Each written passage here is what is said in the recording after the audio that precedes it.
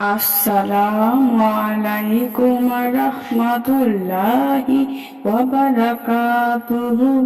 সুপ্রিয় সম্মানিত দর্শক ও শ্রোতা, আশা করি মহান রব্বুল আলামিনের দয়ায় আপনারা সকলেই ভালো আছেন। সুপ্রিয় সম্মানিত দর্শক ও শ্রোতা, আজকে হযরত আবু বকর রাদিয়াল্লাহু তাআলা আনহু থেকে একটি ঘটনা বর্ণনা করব।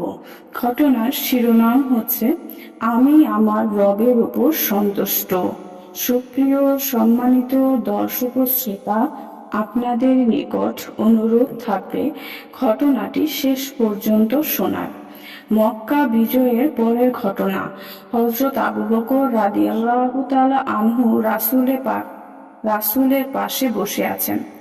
গায়ে ছেঁড়া ও ময়লাযুক্ত একটি জামা, যার একাংশ খেজুরের শাখা ও অন্যান্য গাছের লতা দিয়ে জোড়া তালি লাগানো। এমন সময় হযরত জিবরাইল আলাইহিস সালাম অবতরণ করলেন।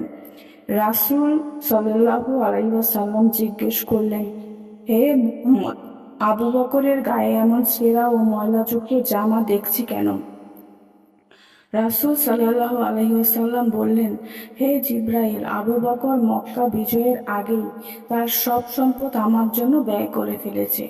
জিবরাইল আলাইহিস সালাম বললেন, আল্লাহ আপনাকে সালাম দিয়েছেন, আর আপনাকে তার আবু বকরের কাছে জিজ্ঞেস করতে বলেছেন যে আবু বকর কি এই দীনতা নিয়ে আল্লাহর উপর সন্তুষ্ট নাকি অসন্তুষ্ট।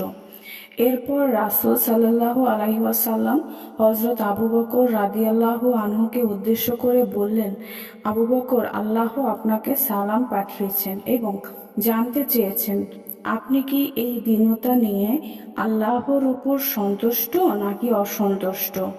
আবু বকর রাদিয়াল্লাহু আনহু বললেন, হে আল্লাহর রাসূল, আবু বকর কি তার রবের উপর অসন্তুষ্ট হতে পারে?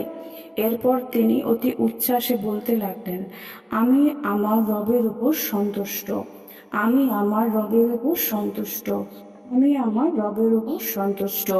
সুপ্রিয় সম্মানিত দর্শক ও শ্রোতা, আজকের ঘটনাটি এই পর্যন্তই।